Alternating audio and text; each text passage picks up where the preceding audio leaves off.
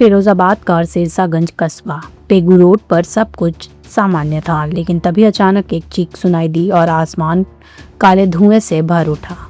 एक private car parking जहां करीब 30 गाड़ियां खड़ी थी, वहां अचानक मौत का तांडव शुरू हो गया।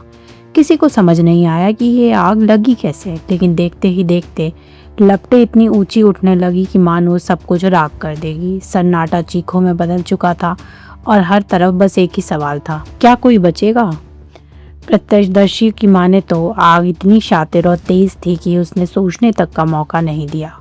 मिनटों के भीतर 3 कारें लोहे के कंकाल में तब्दील हो गई। आग की तपिश इतनी ज्यादा थी कि पास जाना भी नामुमकिन था।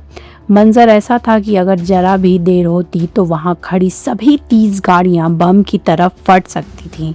पार्किंग में खड़ी करोड़ों की प्रॉपर्टी और लोगों की मेहनत की कमाई राख होने की कगार पर थी। लेकिन कहते हैं कि मुसीबत के वक्त ही इंसानियत और सूझबूझ की असली एग्जाम होता है।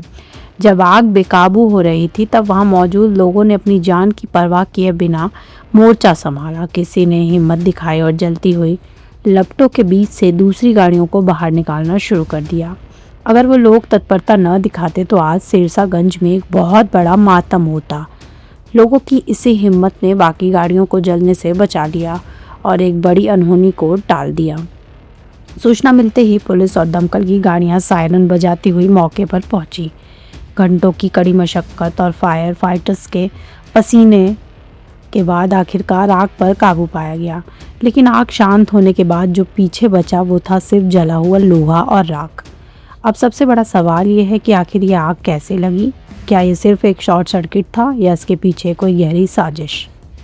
सिरसागंज के बीच बाजार में एक पार्किंग स्थल में आग लगने की सूचना फायर स्टेशन सिरसागंज को प्राप्त हुई। यहाँ पर पहुंचकर देखा गया कि आग जो है वो गाड़ियों में लगी हुई थी और इसमें 3 गाड़ियाँ जल गईं और 22 गाड़ियों को बचा लिया गया है। और जांच करने पर ज्ञात हुआ कि यहाँ एक कोई सोनू जी हैं जो यहाँ पार्किंग का भी काम करते थे और कबाड़ का भी काम करते थे। तो उसमें आग लगी थी, बड़ी घटना होने से टल गई। शेष कोई जनहानि नहीं। आग को कंट्रोल कर लिया गया है, अब कोई परेशानी नहीं।